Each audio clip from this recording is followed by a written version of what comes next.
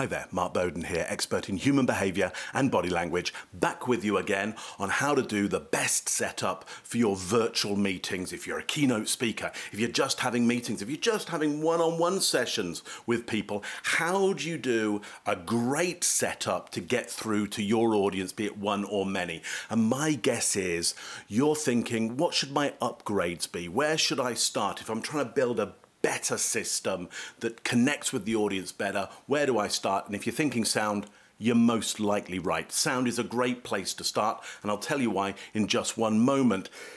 But I've also got to tell you what I'm going to be talking about and why it's going to get me probably into a little bit of trouble. I'm going to tell you exactly why I don't like using studio mics, podcast mics, broadcast mics, those big, beautiful, fruity mics, deep and dark, that many people out there who are super successful love you to see and love you to hear their voice through those. It's going to upset a lot of really great people who I think are fantastic broadcasters and fantastic communicators.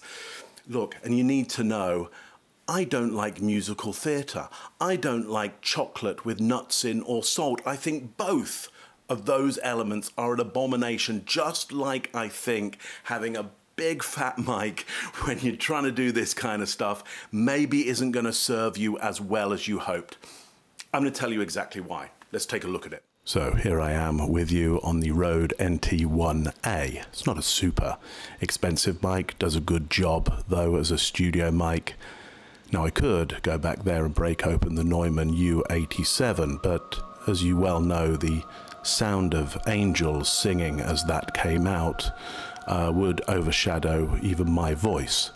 And I'd have to put on kid gloves in order to handle it, and I would start to become even more precious about the sound of my own voice. And this is, for me, the problem with studio mics, broadcast mics in this kind of situation, is it makes you as the performer, as the speaker, super precious about everything that you say.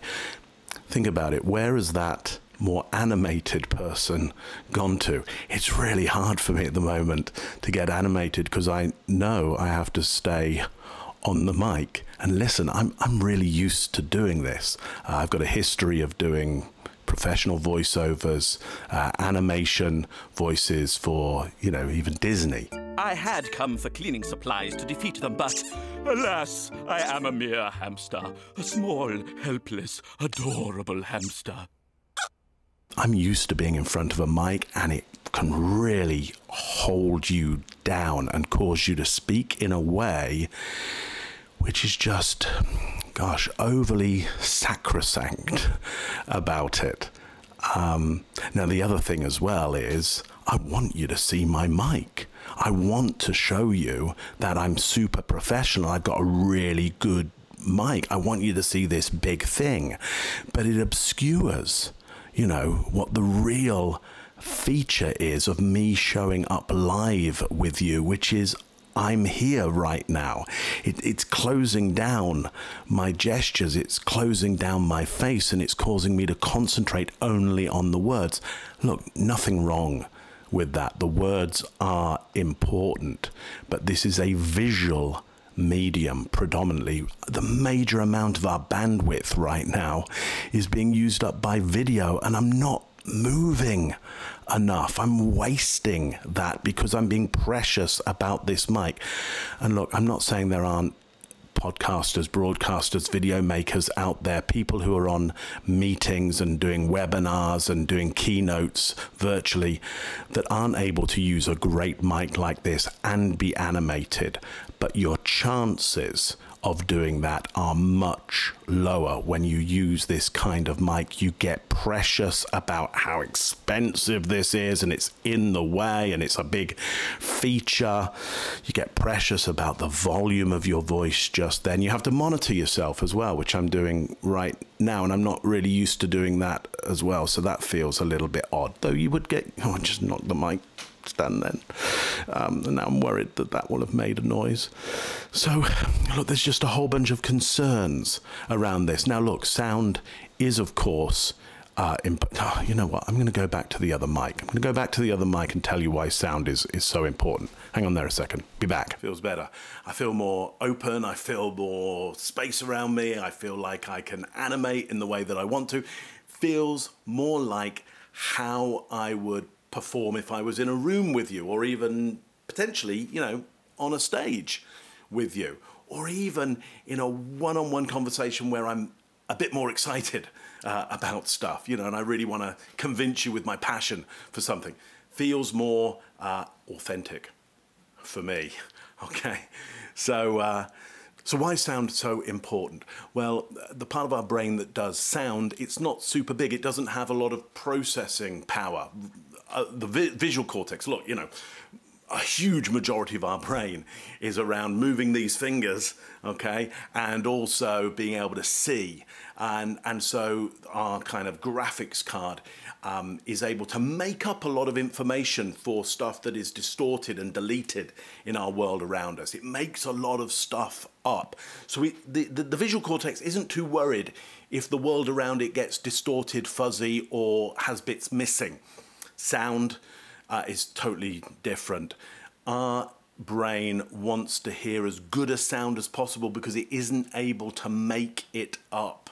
It doesn't like making it up. It's too risky making it up as well. Remember, in our evolutionary progression, we were feeling vibrations way before we got eyes, light-sensitive cells to give messages to our brain or our central nervous system, simple central nervous system at that point, to move towards benefit and move away from danger.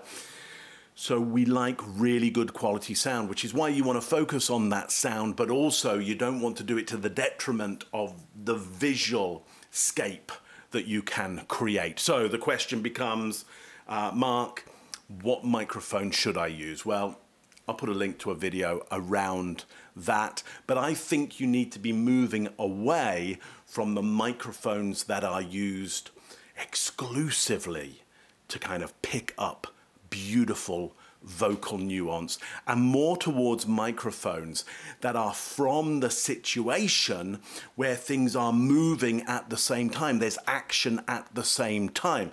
Here's an example. The EV RE50B. This is used when you're doing interviews out in the field. It's a field microphone for getting in the action and getting the sound that's happening from people's mouths while the action might be happening all around you. So it's only really very concerned with what's in front of it, not what's happening all around it. So there's a classic example.